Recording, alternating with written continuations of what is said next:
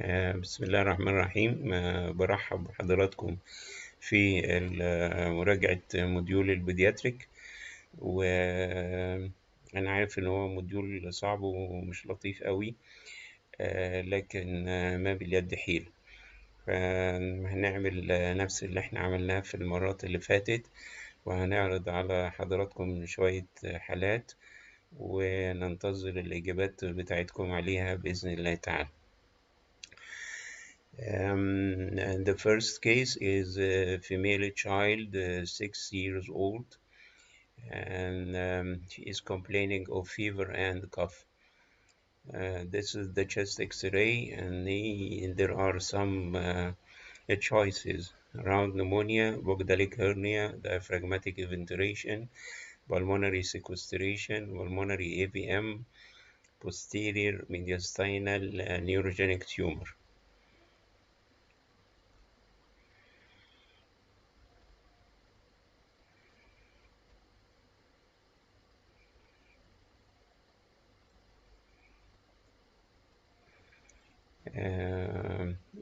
Round pneumonia الإجابة, and then this is right. The correct answer is round pneumonia, and they know that round pneumonia is may simulate a pulmonary nodule or pulmonary mass. Actually, the air bronchogram is not that clear in this type of pneumonias, and it is diagnosed by the clinical data. And if you know that the patient is complaining of fever, cough, and sputum, and he has a rounded lesion inside the chest, especially if he is a pediatric patient, then you know that you are dealing with round pneumonia, which is more common in the pediatric population compared to adults. This is the second case, and the patient had dyspnea on exertion, wheezes, reduced the ability to exercise, cough, and left-sided chest pain.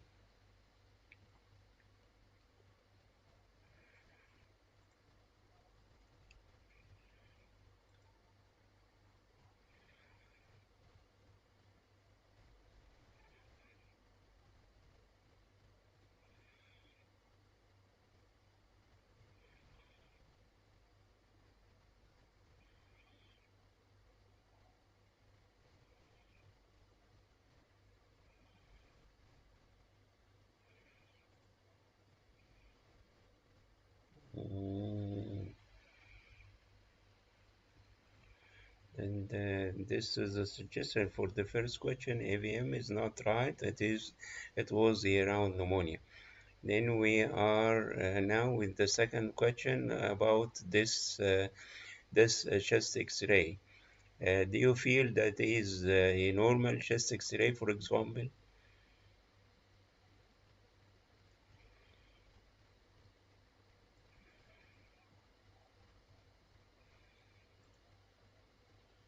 Okay. And for the first while, you can feel that this chest X-ray is normal, but if you look carefully, and you can see that the pulmonary vasculature on the left side is much more reduced compared to those on the right side, and you got some hypertranslucency on the left side. And if you see the CT scan, and you can appreciate this, the pulmonary vessels are scanty on the left side. The left lung looks a little bit smaller compared to the right lung, and these are the criteria of McLeod syndrome, um, or and this syndrome is well known, and it may be secondary to some attacks of bronchiolitis in the pediatric age group. Then you got diminished pulmonary vascularity and also hypertranslucency. The next case is chest CT scan showing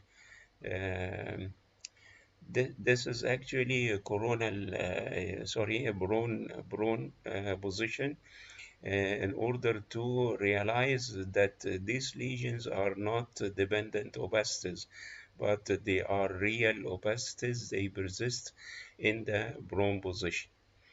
Then usual interstitial pneumonia, this is right, and this is usual interstitial pneumonia or idiopathic pulmonary fibrosis because you got too many strandy opacities in the lung, then you got traction bronchiectasis, and very important, you see the honeycombing, and this is usual interstitial pneumonia. This is a pediatric abdomen, and you got some translucency in the abdomen.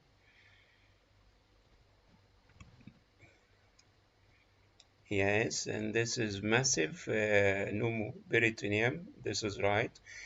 You see that air is surrounding all organs in the abdomen, and you got the accumulation or crowding of the abdominal organs in the midline, and this is diagnostic of pneumoperitoneum. The next case is chest X-ray and ultrasound for this superior mediastinal shadow.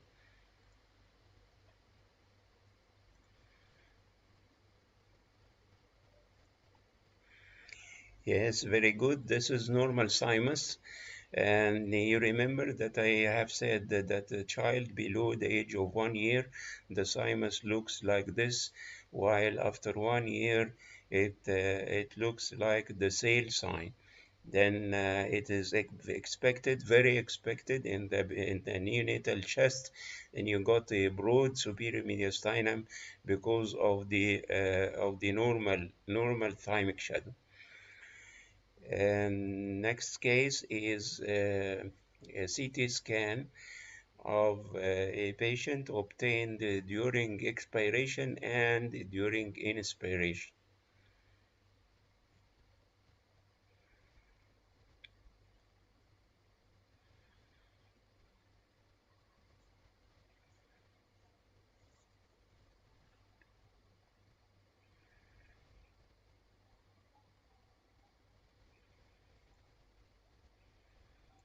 Mosaic perfusion means air trapping. If there is patchy areas in the lung of ground glass alternating with hyperinflated areas, and this is known as the mosaic appearance, and it means that there is air trap, and the possibility of a small airway disease may be considered. But if you look carefully for the trachea, and then you see during expiration, the trachea is collapsed and also the main bronchi. While after inspiration, the trachea is rounded and the bronchi are distended, and this is diagnostic of tracheobronchomalacia.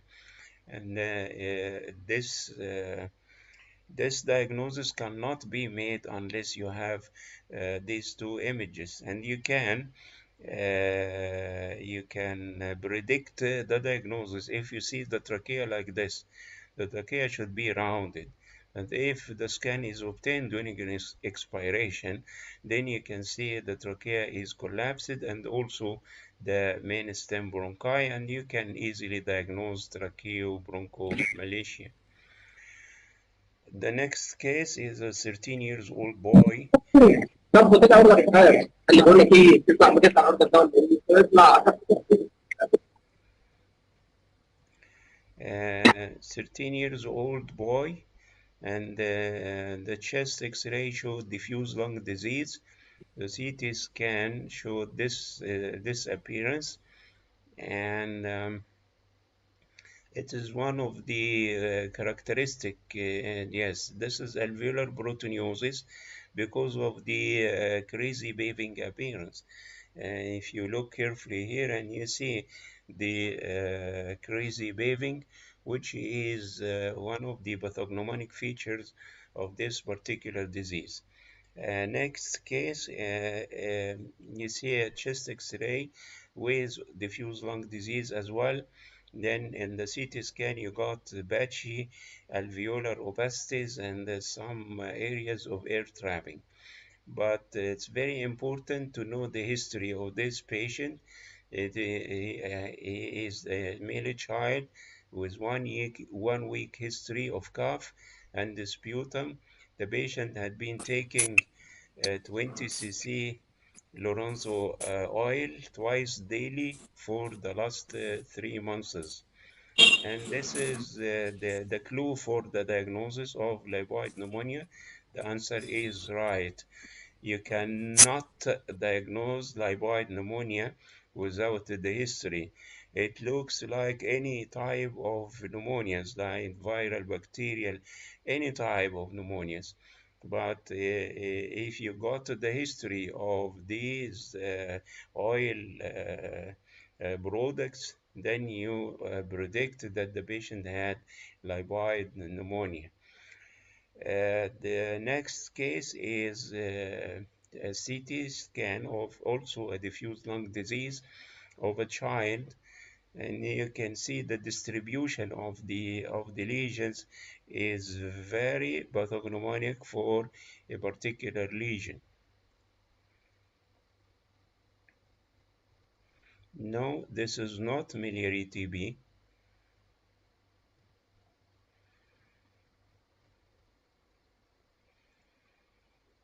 Yes, and this is right. This is sarcoidosis. There are only two lesions in the diffuse lung disease which can produce opacities of perilymphatic distribution. And this is very important. The most common is sarcoid, and the second common is lymphangitis carcinomatosa. You cannot diagnose lymphangitis carcinomatosa unless you know that the patient had a primary malignancy. But if you see this very, very characteristic distribution, very lymphatic, and you got thickening of the interstitial spaces and nodular lesions arranged along the pleural surfaces, like the fissure, which is the best one to predict these nodules, and also along the pleural margin. This is very important. Then if you look carefully to the hilum and you got big hilar shadow on the left and other hilar shadow on the right, then you are dealing with sarcoid. Next is neonate, and he is examined to diagnose a certain anomaly here.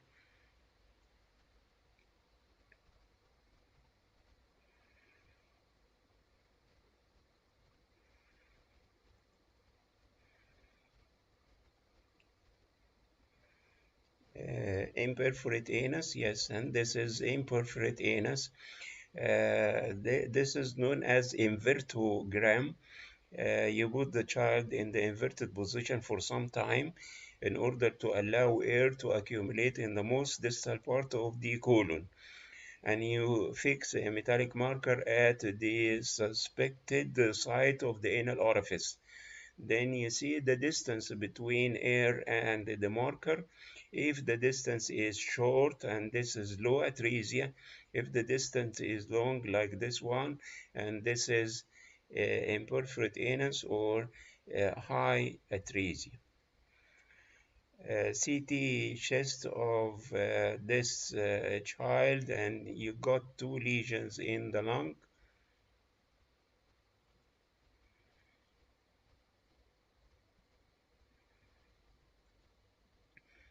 Yes, and these are hydatid cysts, of course, because they are filled with water. They have a thin margin. They do not enhance with contrast, and this is diagnostic of hydatid cysts.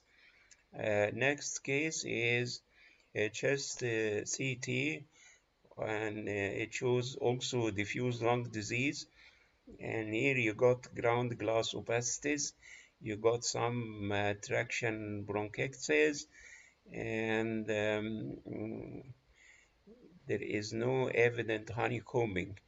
The answer is right. Non-specific interstitial pneumonia. Very good.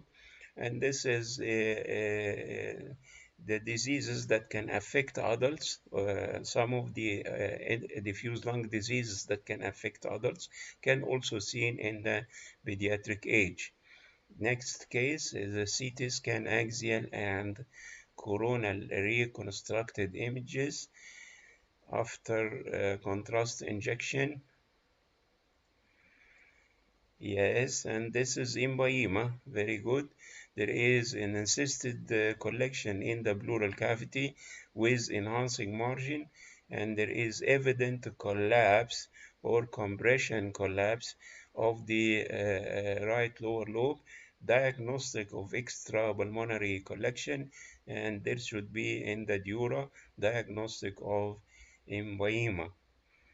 Next is this child, 9 years old, obtaining the CT scan of the chest during inspiration and expiration, and is clinically diagnosed query asthma, bronchial asthma.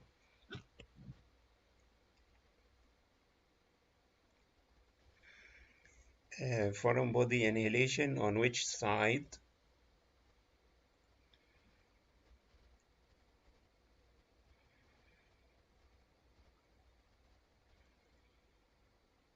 Both sides? Left side? No. Actually, in cases of foreign body inhalation during inspiration, you got almost normal lungs, but during expiration, you got a normal lung and a hyperinflated lung. But in this case, you can see that both lung fields are showing the mosaic appearance with areas of ground glass and areas of air trap. The very dark areas represents the areas of air trap, and this is actually diagnostic of small airway disease, and the patient is is suspected clinically to have bronchial asthma, which is the most common type of small airway disease in the pediatric age group. This chest X-ray of a neonate very distressed, intubated, and is in the intensive care unit. Yes, respiratory distress syndrome, and this is known as in the neonatal period as hyaline membrane disease, and then this disease is commonly seen in the premature infants, and the original the causing factor is the deficiency of surfactant, which enables the alveoli to expand and deflate.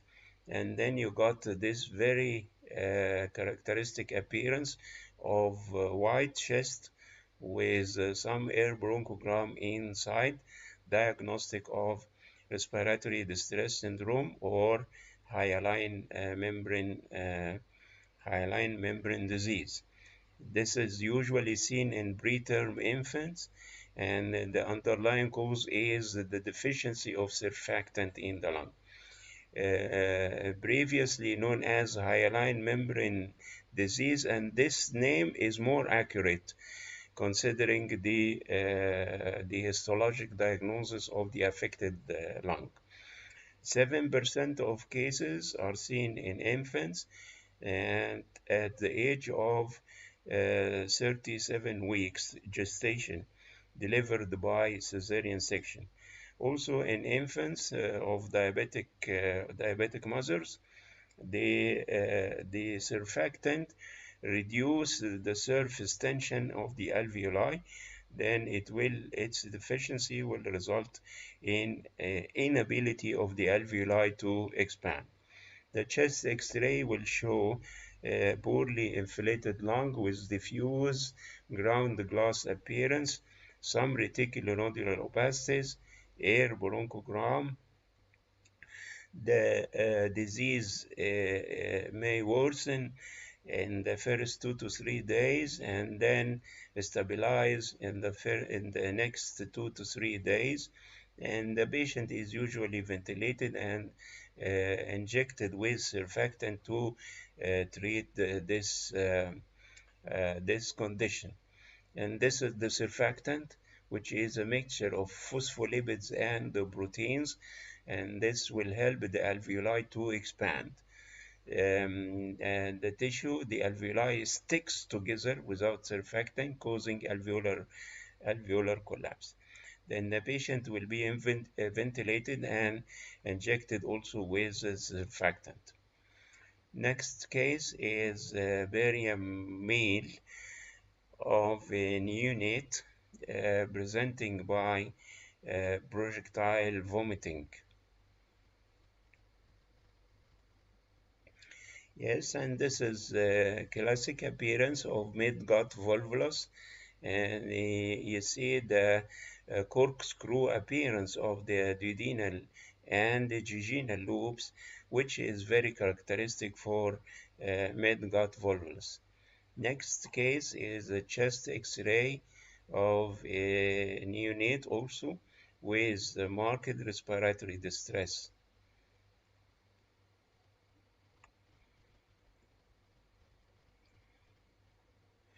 Yes, and this is tension pneumothorax, very good. You got marked accumulation of air in the right hemithorax with compression of the underlying lung, marked depression of the diaphragm, and the shift of the mediastinum to the opposite side. All these criteria are helpful to diagnose tension pneumothorax. And the next case is a chest X-ray showing this appearance in the left lung. Yes, diaphragmatic hernia. The answer is right. You got intestinal loops filled with air, and these loops, the air in the loops is continuous with the air in the abdomen.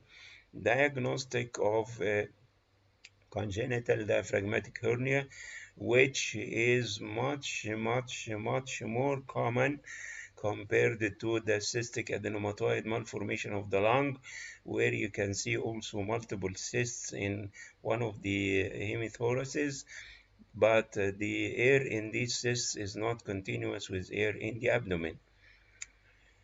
This is a chest X-ray of a unit also in the intensive care, and you can see a similar appearance to the hyaline membrane disease, which is true, but the question here is about one of the tubes that are not in its accurate location.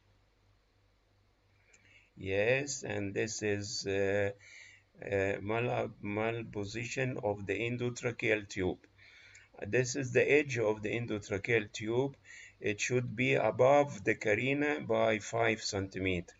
But this edge of the endotracheal tube is almost at the level of the carina, which is considered a wrong position because this endotracheal tube moves with neck flexion and extension. And if it moves down, it will go into the right bronchus, then the left lung will collapse. And this is very important to be considered. Next case, a chest X-ray of a child showing this lesion in the right lung.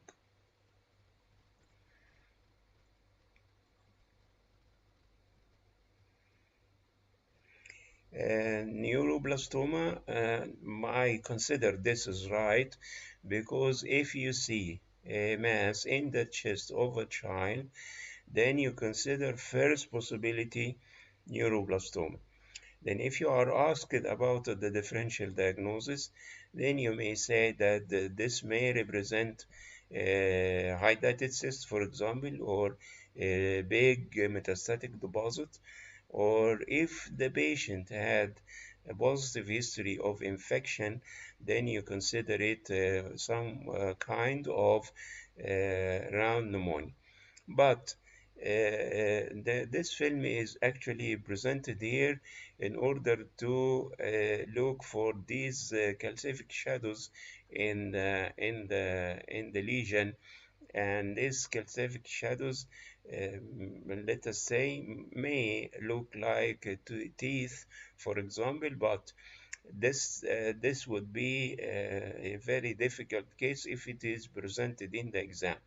But whenever you are confronted by a mass in the pediatric chest, think first of neuroblastoma. And you know that neuroblastoma contains calcium, but calcium is not that evident in the plain film. It is evident in the CT scan. Then take a moment to realize or to look carefully about these calcifications. If they look like the teeth derivatives, then you may predict the possibility of mediastinal teratoma. This is a female adolescent, 18 years old, and the CT scan of her chest showed this appearance. She had a chest X-ray, and the chest X-ray showed widening of the mediastinum, and then they have to have the CT scan to look for the cause of widening. And these are the suggested diagnoses: mediastinal lipoma, mediastinal lipomatosis, mediastinal liposarcoma.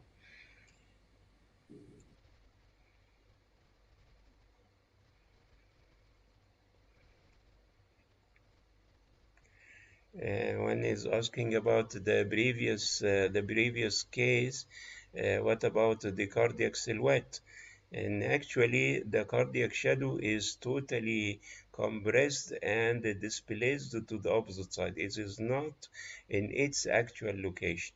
Then if the heart is here, then you may have the right to say that this should be an anteriorly located lesion, because of its silhouette with the cardiac shadow. Then you may think of this pathology, which is mediastinal teratoma, because the neuroblastoma and all the neurogenic tumors are located posteriorly. Yes, this is a good observation.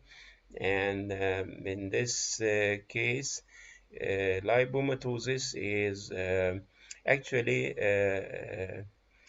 mediastinal lipoma is a mass of fat within one compartment of the mediastinum. Mediastinal lipomatosis, meaning that a big amount of fat surrounding the vessels in the mediastinum. Liposarcoma, of course, fat and other tissues, plus calcium sometimes. Then this case actually has been proved to be a lipoma of the thymus. This is actually the anatomic site of the thymus. Lipoma is a very soft mass, and it can spread between the vessels, as you can see. But if you put a differential diagnosis for this, like mediastinal lipoma, lipoma of the thymus, it will not be wrong. Then you should know that thymolipoma, or lipoma of the thymus, is one of the very big lesions. It can fill the whole mediastinum and reaches the diaphragm. As you can see here, there are a lot of vessels within this fat-containing mass, which is huge enough to fill most of the right hemithorax and part of the left hemithorax. The thymolipoma represents about 5% of thymic tumors, and the mean age of presentation is around 20 years, and it is containing fat with no with non-invasive characters, and actually it is suppressed on MR fat suppressed sequences. The next case is an MRI of the brain T1 and T2 of a child clinically suspected to have hydrocephalus.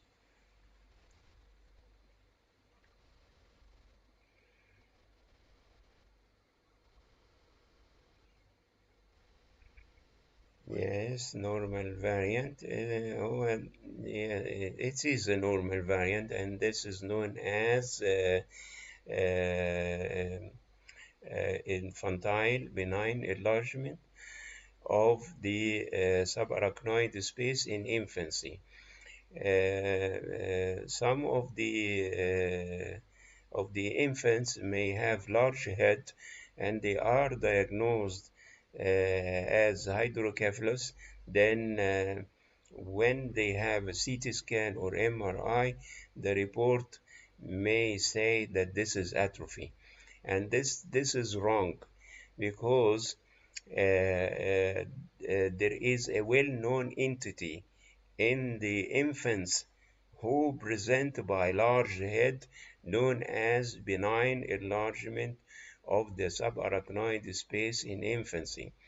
And this is very characteristic in the frontoparietal area, especially or almost in patients presenting with large head diagnosed clinically to have hydrocephalus. This is a self-limiting lesion, and it resolves spontaneously. Um, this male infant, 3 months old, presented by lethargy, and is not well fed.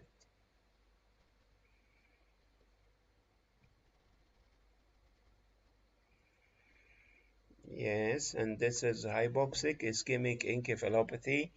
The white cerebellum sign, or the reversal sign, you got extensive hypodensity of the brain tissue, sparing the basal ganglia, the brain stem, and the cerebellum, and this is known as hypoxic ischemic encephalopathy, and a lot of reasons can cause this, and this is the serious disease where you got ischemic changes of most of the brain tissue. This is known as global ischemia.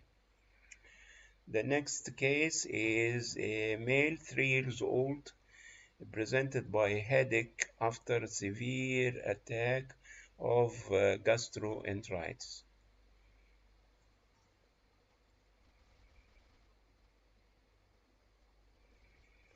The white cerebellum, yes, and is due to the black cerebral hemispheres, of course.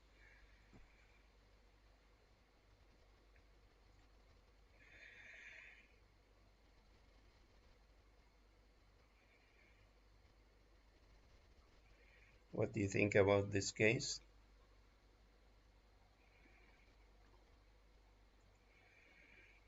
Yes, and this is internal cerebral veins thrombosis.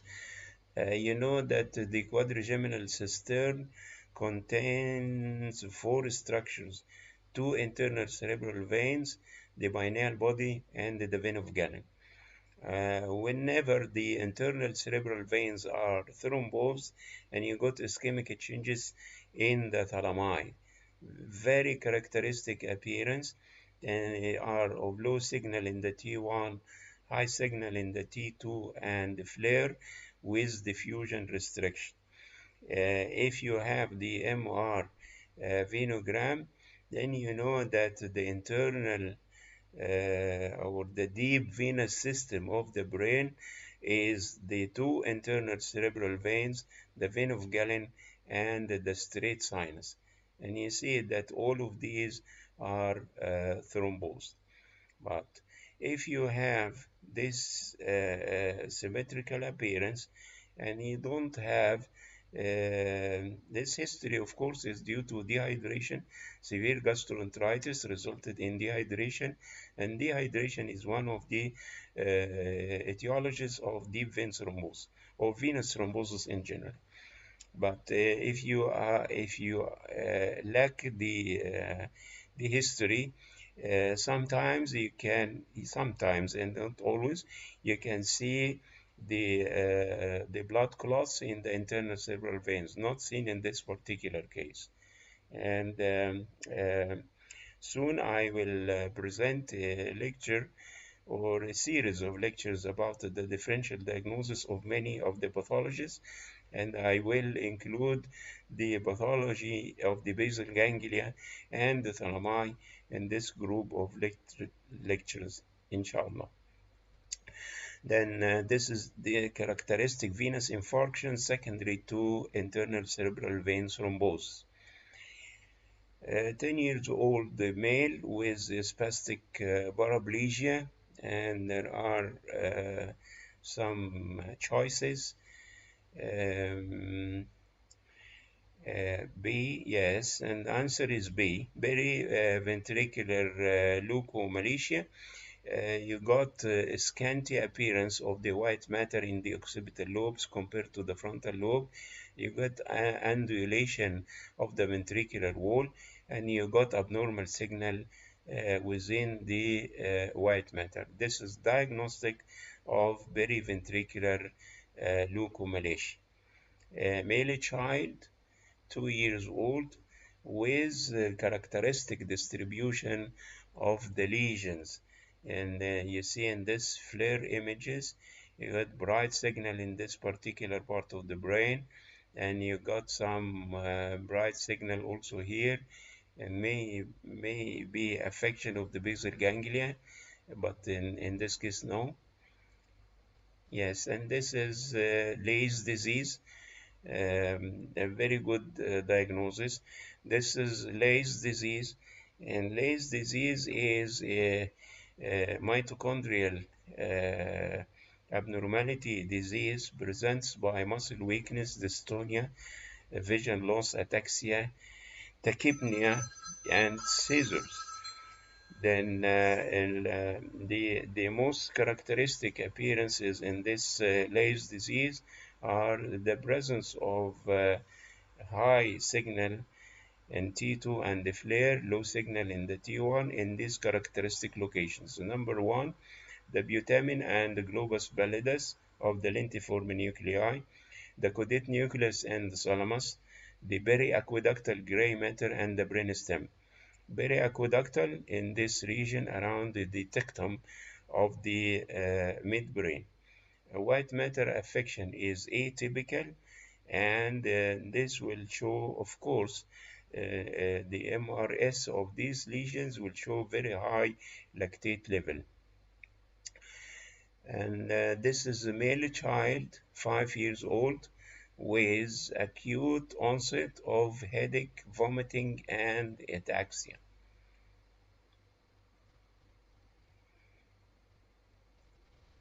Yes, and this is epidermoid cyst, characteristic location, characteristic appearance. Right cerebellopontine angle cystic lesion, hypodense in the CT with no enhancement, hyperdense in the high signal in T2, and marked diffusion restriction, diagnostic of epidermoid cyst.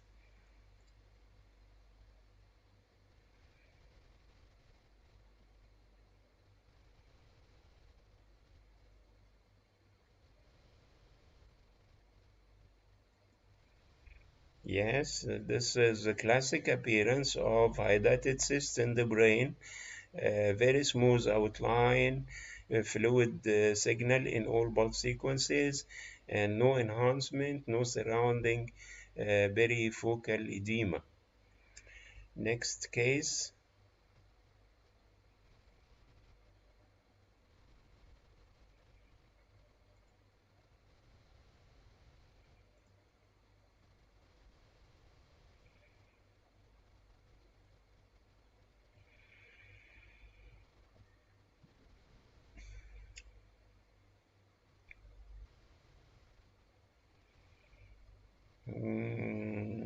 It's not herpes. It's one form of encephalitis, but it's not herpes.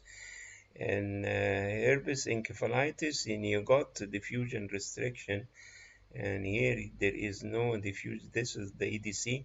It showed no diffusion restriction, but you got abnormal signal in the hippocampus bilaterally, and the T2 and in the FLAIR images. And then if you inject contrast, it will not enhance. And this is, yes, very good characteristic of limbic encephalitis, which is an autoimmune disease resulting in bilateral symmetric involvement of the region of the hippocampus and the amygdaloid nucleus, and it does not show diffusion restriction and also does not show post contrast enhancement, while the herpes encephalitis will show diffusion restriction.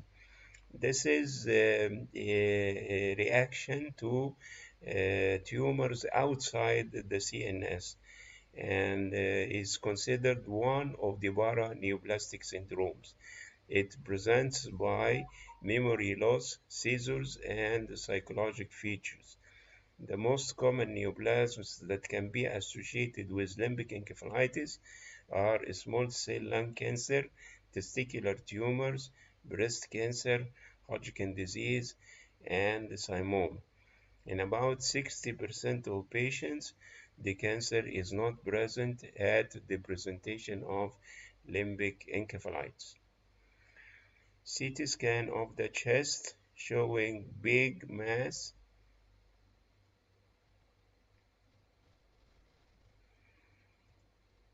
Yes, and this is teratoma or teratodermoid cyst. It shows the all criteria of germ cell tumor, big mass of soft tissue density, internal patchy areas of calcification, as well as internal areas of fat hypodensity. And this is MRI of the brain, axial T2, axial T1 post contrast, and axial diffusion weighted images.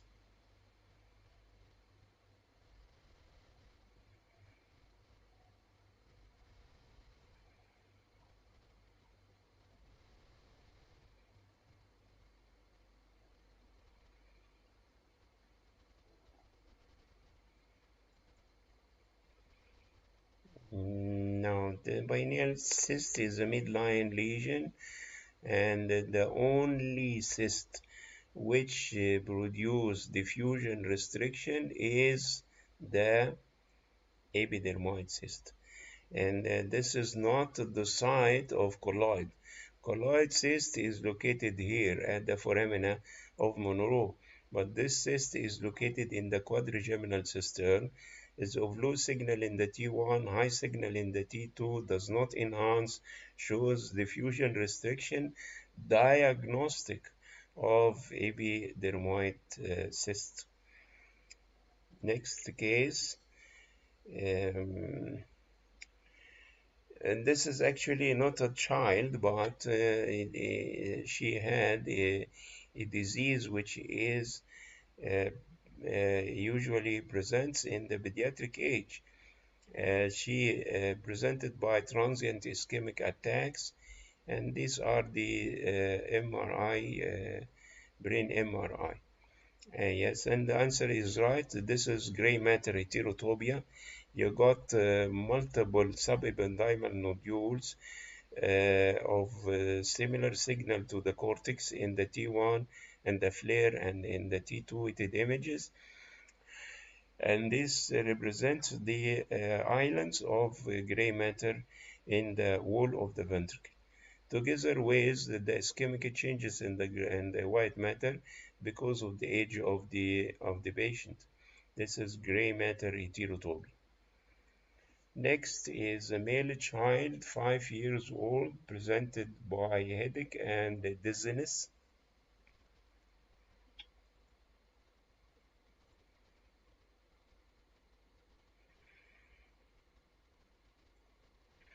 Yes, choroid plexus papilloma. Classic location, classic age, classic MR appearance. Uh, Surface lobulated, a strong enhancement, diffusion free, location in the site of the choroid plexus in the occipital horn of the ventricle, and the age of the patient.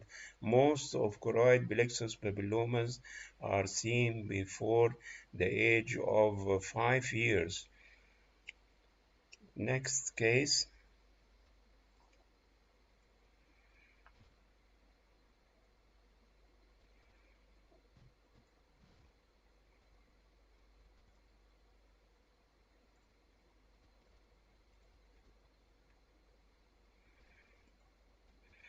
Yes, the answer is right. This is hemimegalencephaly on the left side. The left cerebral hemisphere is big. Its ventricle is dilated. The cortical sulci, the gyri are very thick and broad. The white matter shows abnormal signal, and all these features are diagnostic of hemimegalencephaly on the left side. Next case.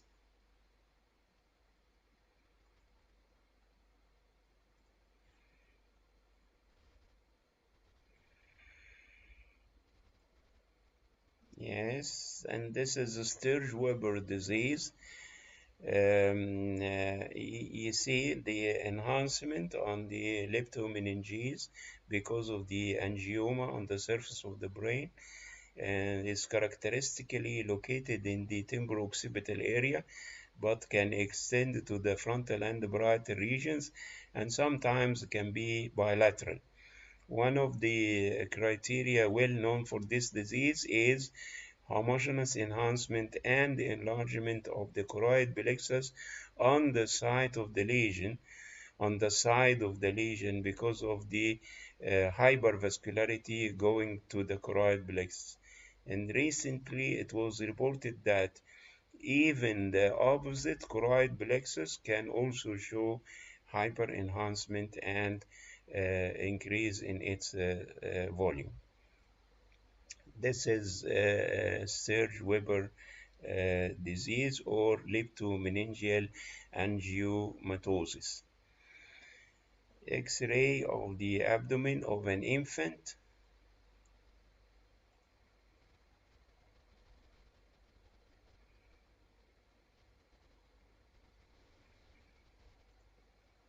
Yes. Necrotizing enterocolitis is the right answer, and this is not pneumatosis intestinalis in adults, but necrotizing enterocolitis in the pediatric age group, especially in premature infants. And you got air in the wall of the small bowel, and you got air in the portal venous tract, and this is reversible and is not incompatible with life. But in adults, if you see air in the portal venous system, this means that the bowel is ischemic and gangrenous, and this is the pre-mortem phase. A chest X-ray of a newborn with excessive drooling, and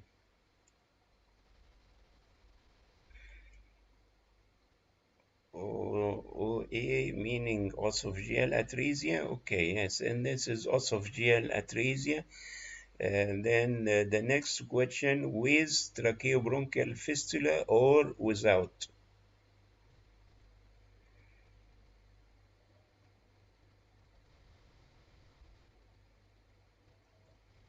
Without, yes, because of absence of air in the abdomen, gasless abdomen, and the nasogastric tube coiled and go back into the esophagus means that there is esophageal atresia.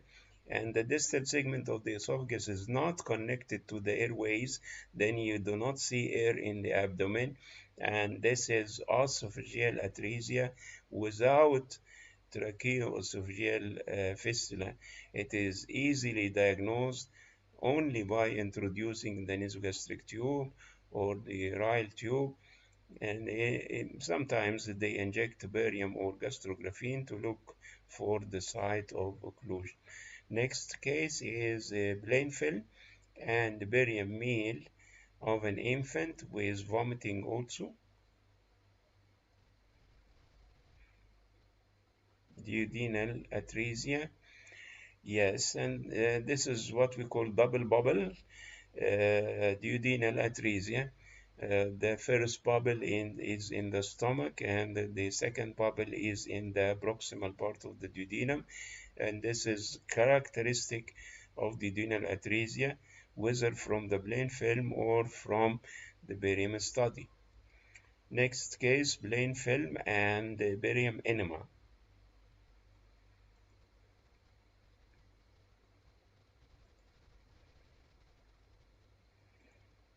Yes, meconium ileus, right answer.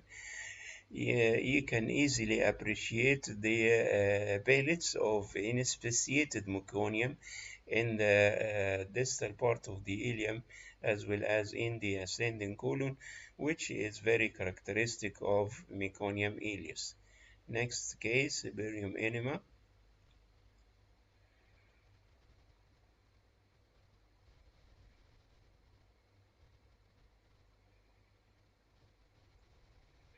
Yes, right. The answer is right. Hirschsprung disease with a ganglionic segment involving part of the sigmoid colon and part of the descending colon with huge dilatation of the colon proximal to the affected segment. This is classic appearance of Hirschsprung disease.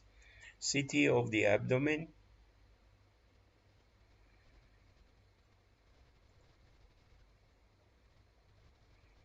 Hydatid cyst. Yes, the answer is right. You got this hydatid cyst, which is actually arising from the left lobe of the liver, projecting outside the liver. It shows the very classic appearance of hydatid, of a big cyst with multiple daughter cysts arranged on the inner wall of the big cyst, together with some linear calcification of its wall, diagnostic of hydatid cyst. هذا وبالله